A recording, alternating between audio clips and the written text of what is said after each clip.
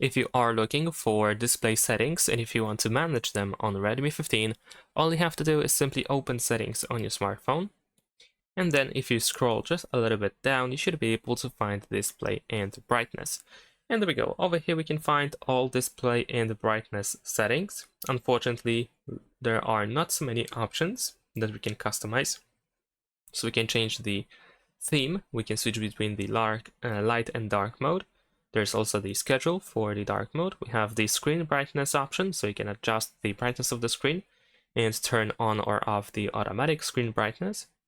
We can change display colors. There's also the reading mode, which turns your screen orange or yellowish.